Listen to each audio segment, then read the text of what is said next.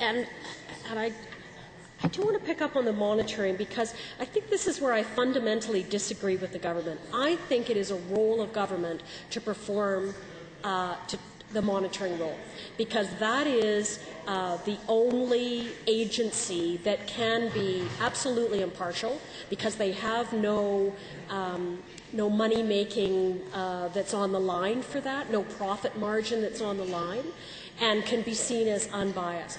And I know it's expensive, but frankly, I think that Albertans are willing to pay that price if they know that they're going to get that straight across monitoring and that it is absolutely reliable because the government did it.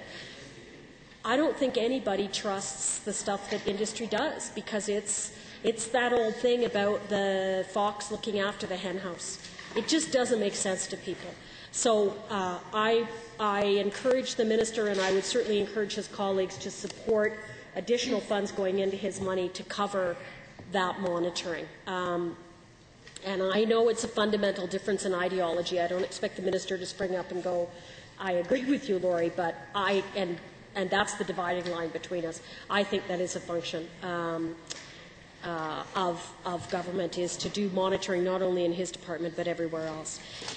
Okay, so I had put some questions on the table around oil sands reclamation, some of which he's answered, but not all. If your assistants are able to weed my stuff out of what he's answered in answering the member for Edmonton Strathcona.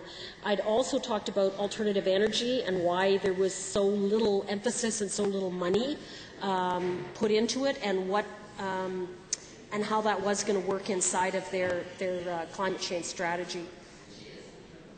The breakdown of the $100 million, which he said he didn't know, and I encouraged him to find out. The biofuels, the cumulative effects management.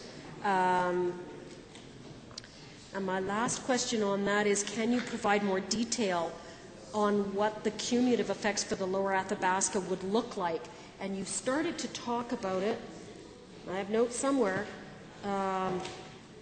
But if you can give us a bit more details about exactly what it is you think that's going to be. You talked a bit about limits, for example. In looking at what the Lower Athabasca Advisory Council came forward with, they came forward with a recommendation of 80% development, 20% conservation. Is that the kind of limit that you're talking about? Because I don't think that's particularly going to fly. And I know with the cumulative effects management, you're actually talking about, limits of, or maybe correct me, what are you talking about? Is it like limits of so many particulates in the air and so much stuff in the water? Or he's nodding his head.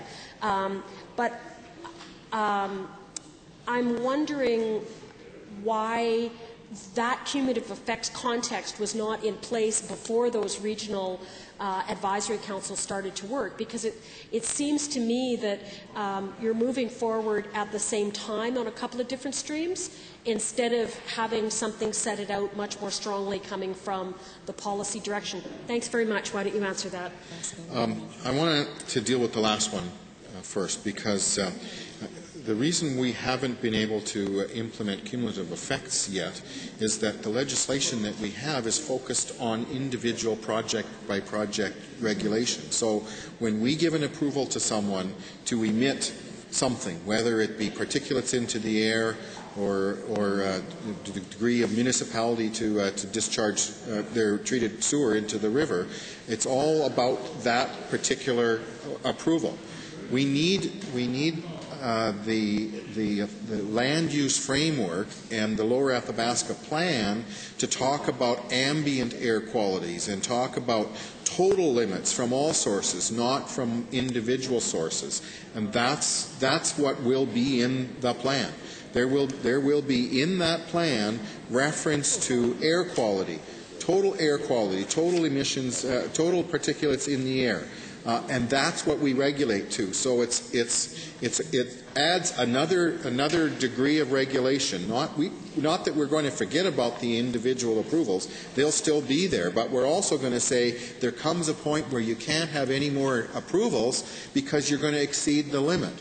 And the only way you want, if you're going to have more approvals, then you're going to have to do a better job on the downstream side to prevent those emissions in the first place. And in the absence of that, we can't do more approvals. That's what it's all about. That's literally what it's all about. And so that's why it is such earth-breaking legislation. That's why I get so excited about it.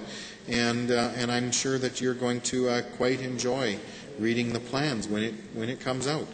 I want to. The member talked about alternative energy and biofuel. Again, that's in energy, not in our department. We have energy efficiency. We did the consumer rebate programs. We did those, but we don't have grants for biofuel. We don't have grants for alternative energy. That is energy. Finally. I won't say that I agree with you that government has to do monitoring. What I will agree with you, though, is industry cannot be seen to be in control. I don't know who's going to do the monitoring at the end of the day, but I do know that industry cannot be seen to be in control. And it may be government that does it. It may be a different organization that does it. But clearly, if we're going to have the credibility that we need to have, it has to be seen to be managed by an organization that does not have is not accountable to industry.